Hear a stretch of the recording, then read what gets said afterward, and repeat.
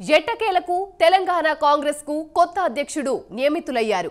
పార్టీలో పలువురు సీనియర్లు పీసీసీ పదవికి పోటీ పడినా చివరికి మహేష్ కుమార్ గౌడ్ వైపే కాంగ్రెస్ హైకమాండ్ మొగ్గు చూపింది. బలమైన బీసీ సామాజిక వర్గానికి చెందిన నాయకుడికి పార్టీ బాధ్యతలు అప్పగించడంతో కొన్ని రోజులుగా కొనసాగుతున్న ఉత్కంఠకు తెరపడింది. కీలకమైన పీసీసీ అధ్యక్ష పదవి బాధ్యతలు దక్కించుకోవడంలో మహేష్ కు కలిసి వచ్చిన అంశాలేంటి?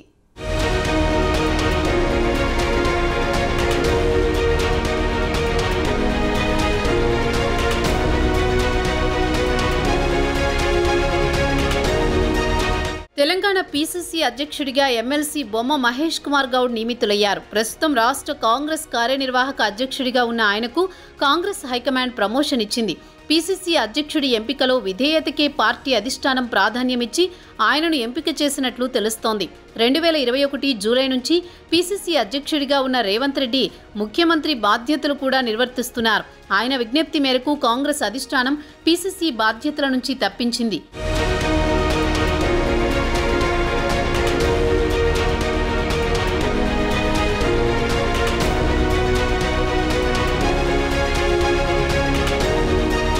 బలమైన బీసీ సామాజిక వర్గానికి చెందిన మహేష్ కుమార్ గౌడ్కి పీసీసీ బాధ్యతలు అప్పగించడంతో కొన్ని రోజులుగా కొనసాగుతున్న ఉత్కంఠకు తెరపడింది. తెలంగాణ ఏర్పడిన తర్వాత పొన్నాల లక్ష్మయ్య, ఉత్తమ్ కుమార్ రెడ్డి, రేవంత్ రెడ్డిల అనంతరం 4వ పీసీసీ అధ్యక్షుడిగా మహేష్ కుమార్ గౌడ్ బాధ్యతలు చేపట్టనున్నారు.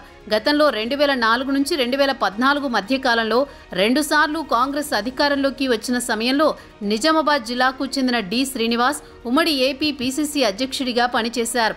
ఇప్పుడు కూడా కాంగ్రెస్ అధికారంలోకి వచ్చిన తర్వాత అదే నిజామాబాద్ జిల్లాకు చెందిన మహేష్ కుమార్ గౌడ్కు పార్టీ పగ్గాలప్పగించడం విశేషం.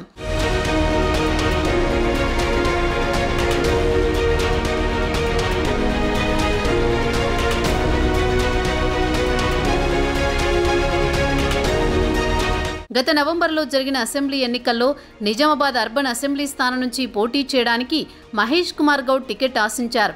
అయితే కొన్ని సమీకరణాల వల్ల దక్కలేదు. కేసీఆర్ పోటీలో ఉండడంతో రేవంత్ రెడ్డి కామారెడ్డి నుంచి కూడా పోటీ చేయడంతో మాజీ మంత్రి షబ్బీర్ అలీ ఆ స్థానం నుంచి తప్పుకొని నిజామాబాద్కు మారాల్సి వచ్చింది. దీంతో మహేష్ కుమార్ గౌడ్ అసెంబ్లీకి పోటీ చేసే అవకాశం కోల్పోయారు. ఈ కారణంగానే కాంగ్రెస్ అధికారంలోకి రాగానే 2024 జనవరిలో ఆయనను ఎమ్మెల్సీగా పార్టీ ఎంపిక చేసింది.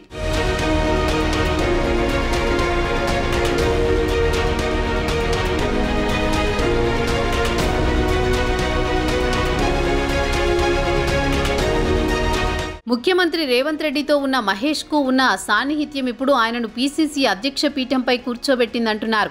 ఈ పదవి కోసం మాజీ ఎంపీ మధుయాష్కి గౌడ్, మాజీ MLA Sampath Kumar, MP Balaram Naik, MLA Adluri Laxman కుమార్తో పాటు పలువురు పోటీ పడ్డారు. కానీ రాష్ట్రంలో కాంగ్రెస్ అధికారంలో ఉండడంతో పార్టీ ప్రభుత్వం మధ్య సమన్వయం అవసరం.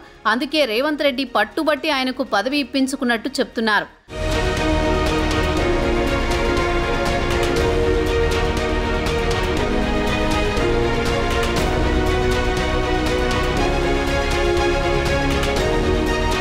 విద్యార్థి రాజకీయాల నుంచి వచ్చి పార్టీని అంటిపెట్టుకుని ఉండడం, ముఖ్యమంత్రి రేవంత్ రెడ్డితో సమన్వయంతో పనిచేసుకుంటూ విధేయుడిగా ఉంటారనే పేరు పొందడం మహేష్ కు కలిసి వచ్చింది.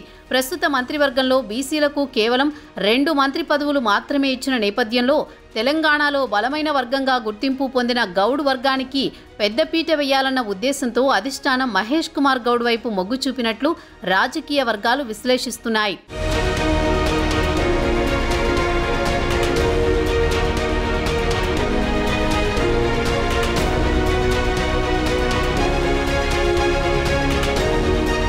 పీసీసీ చీఫ్ ఎంపిక అంకం ముగిసినందున రాష్ట్రంలో వరద పరిస్థితులు సద్దుమణిగి సాధారణ పరిస్థితులు నెలకొన్న అనంతరం మంత్రివర్గ విస్తరణ ఉండవచ్చని కాంగ్రెస్ నాయకులు అంచనా వేస్తున్నారు. రేవంత్ రెడ్డి, మహేష్ కుమార్ గౌడ్ కాంబినేషన్లో తెలంగాణ పార్టీ మరింత బలోపేతమవుతుందని కాంగ్రెస్ శ్రేణులు ధీమా వ్యక్తం చేస్తున్నాయి.